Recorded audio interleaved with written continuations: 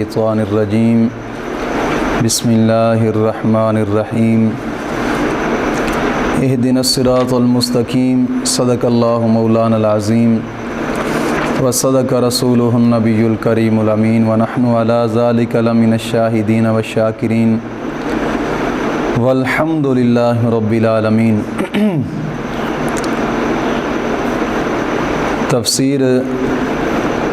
تفسیر پاک کا سبق شریف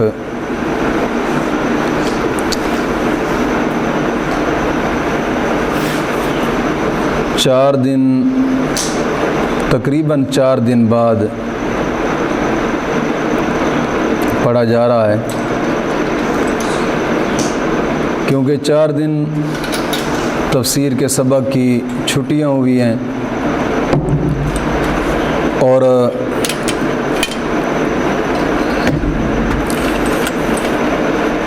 ان دنوں کے بعد پڑھا جا رہا ہے۔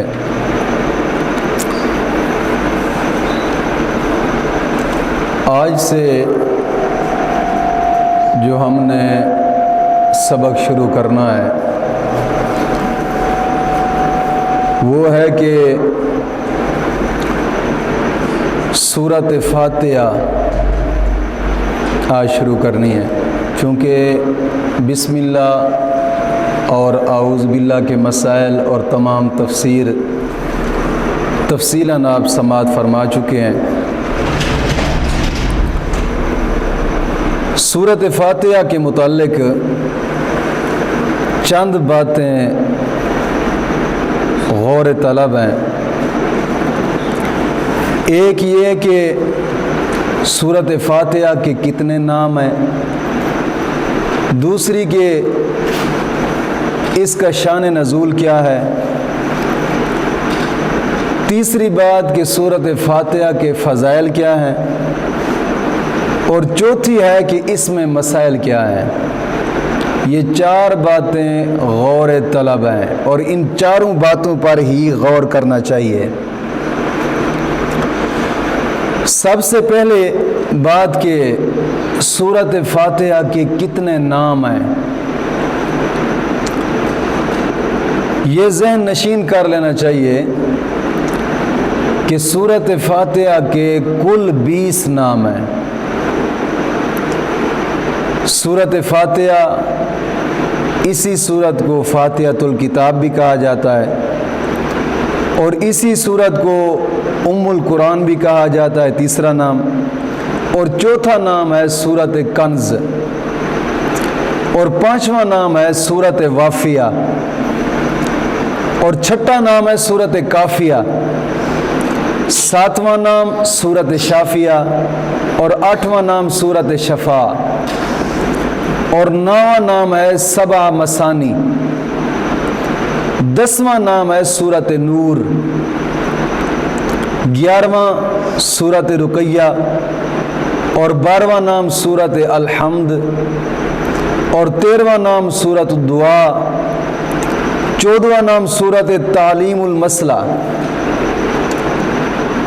اور 15واں نام ہے سورۃ مناجات، 16واں نام سورۃ تفویض، 17واں نام سورۃ سوال، اور 18واں نام سورۃ ام الکتاب، 19واں نام سورۃ فاتحہ، اور 20واں نام ہے سورۃ الصلاۃ۔ اس سورت کے اندر 7 آیتیں ہیں اور 27 کلمے ہیں سورۃ فاتحہ کے اندر، اور 140 حروف ہیں۔ اس سورت کے اندر کوئی آیت ناسخ منسوخ نہیں ہے۔ سورۃ فاتحہ کے اندر کوئی آیت بھی نہ ہی ناسخ ہے اور نہ ہی منسوخ ہے۔ اب اس سورت کی وجہ تسمیہ علماء کرام یہ بیان کرتے ہیں کہ سورۃ فاتحۃ الکتاب اس کو کیوں کہتے ہیں۔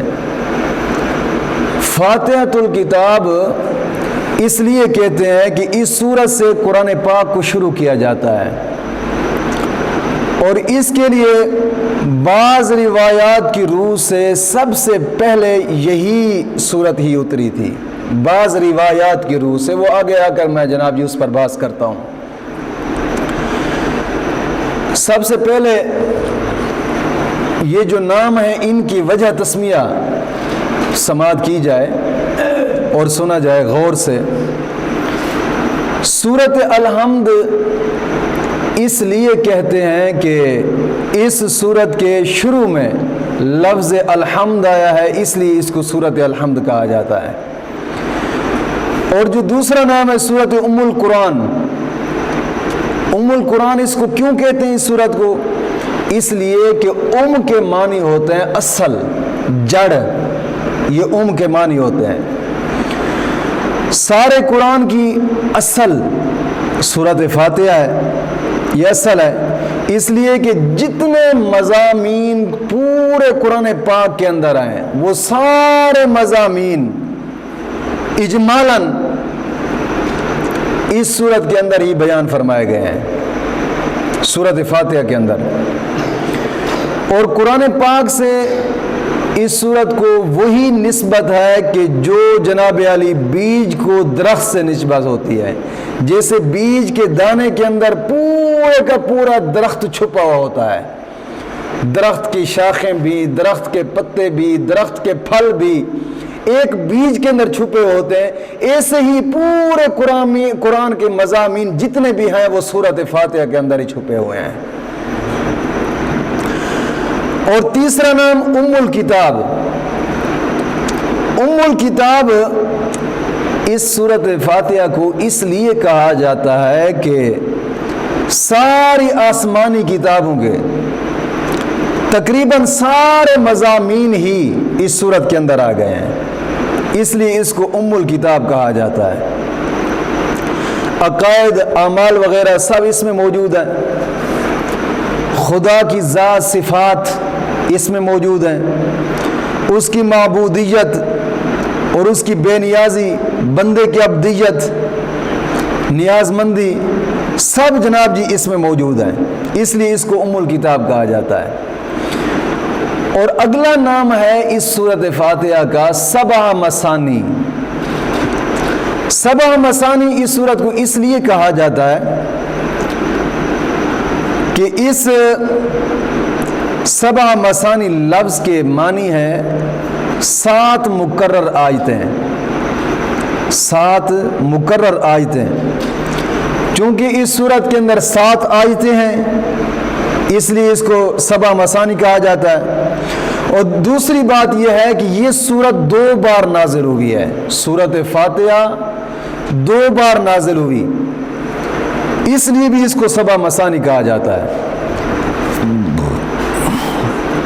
اور تیسری بات یہ ہے کہ نماز میں ہر رکعت میں اس سورت کی تکرار ہوتی ہے، نماز میں ہر رکعت میں اس سورت کی تکرار ہوتی ہے، اس کو اس لیے بھی سبع مثانی کہا جاتا ہے۔ اور چوتھی بات یہ ہے کہ اس سورۃ فاتحہ میں آدھی سورت میں رب کی حمد اور ثنا ہے، اور باقی صورت میں، باقی آدھی میں بندے کی عرض اور معروض ہیں۔ تو گویا آدھی خالق کے لیے اور آدھی مخلوق کے لیے ہے یہ صورت، آدھی خالق کے لیے اور آدھی مخلوق کے لیے، اس لیے اس کو سبع مثانی بھی کہا جاتا ہے۔ اور بعض کہتے ہیں کہ اس طرح کی اس کو سبع مثانی اس لیے کہا جاتا ہے کہ اس طرح کی صورت جیسے سورۃ فاتحہ قرآن کریم میں آئی ہے، اس طرح کی صورت کسی اور آسمانی کتاب میں نہیں آئی، نہ ہی انجیل میں، نہ ہی زبور میں، نہ ہی تورات میں، نہ ہی صحائف جتنے اترے ہیں، آسمانی کسی کتاب میں سورۃ فاتحہ جیسی کوئی صورت نہیں آئی۔ یہ صورت صرف اور صرف قرآن پاک میں آئی ہے، اس لیے اس کو سبع مثانی بھی کہا جاتا ہے۔ بعض کہتے ہیں کہ سورۃ فاتحہ کا ثواب، یہ حدیث پاک میں بھی آتا ہے کہ سورۃ فاتحہ کا ثواب قرآن کے 7واں حصہ کے برابر آتا ہے، یعنی جس شخص نے اس سورۃ فاتحہ کو 7 بار پڑھ لیا، 7 بار پڑھ لیا، تو گویا اس نے پورے قرآن پاک کا ثواب حاصل کر لیا ہے، پورے قرآن پاک کے پڑھنے کا ثواب حاصل کر لیا جس نے اس کو 7 بار پڑھ لیا ہے۔ اور اس کی 7 آیتیں ہیں، 7 آیتیں اس کی، اور دوزخ کے دروازے بھی 7 ہیں۔ اس سورت کی 7 آیتیں ہیں اور دوزخ کے دروازے بھی 7 ہیں۔ جس شخص نے ان 7 آیتوں کے جو پڑھنے کا پابند ہو گیا ہے وہ انشاءاللہ العزیز دوزخ کے 7 دروازوں سے بھی محفوظ رہے گا۔ حدیث پاک میں آتا ہے کہ ایک بار حضرت جبریل امین نے آ کر عرض کی بارگاہ نبوت میں، عرض کرتے ہیں کہ یا رسول اللہ صلی اللہ علیہ وسلم، میں آپ کی امت پر دوزخ کے عذاب کا بڑا خوف کرتا تھا، لیکن جب سے سورۃ فاتحہ نازل ہوئی ہے نا میں اطمینان میں ہو گیا۔ جب سے سورۃ فاتحہ نازل ہوئی میں اطمینان میں ہو گیا، کیونکہ یہ 7 آیتیں جہنم کے 7 دروازوں کا تالا ہیں۔ یعنی جو ان 7 آیتوں کو پڑھتا رہے گا وہ جہنم کے 7 دروازوں سے ہمیشہ لیے محفوظ ہو جائے گا۔ اور سورۃ واقعہ، یہ جو آگے والا نام ہے سورۃ واقعہ، 5واں نام سورۃ واقعہ۔ اس کو واقعہ اس لیے کہتے ہیں کہ واقعہ کے معنی ہوتے ہیں پوری ہونے والی، واقعہ کے معنی ہوتے ہیں پوری ہونے والی۔ تو اس صورت میں یہ خصوصیت ہے کہ ہر رکعت میں یہ پوری ہی پڑھی جاتی ہے، ہر رکعت میں یہ پوری پڑھی جاتی ہے۔ دوسری صورتیں جو ہیں اگر وہ جناب جی 2 رکعت میں آدھی آدھی یا کم و بیش پڑھی جاتی ہیں تو ان کا پڑھنا جائز ہے، لیکن یہ سورت پوری ہی پڑھنی واجب ہے۔ 7 آیتیں اور 7 آیتوں کا قرآن کریم میں نماز کے اندر پڑھنا واجب ہے، 7 آیتوں کا، اس لیے اس کو سورۃ واقعہ بھی کہا جاتا ہے۔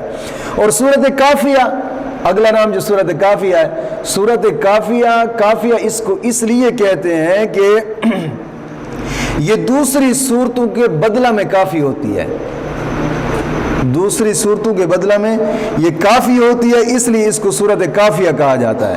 لیکن اگر کوئی صورت اس صورت کا بدلہ نہیں ہو سکتی، یہ بات یاد رکھیے گا۔ آگے ہے سورۃ شافیہ۔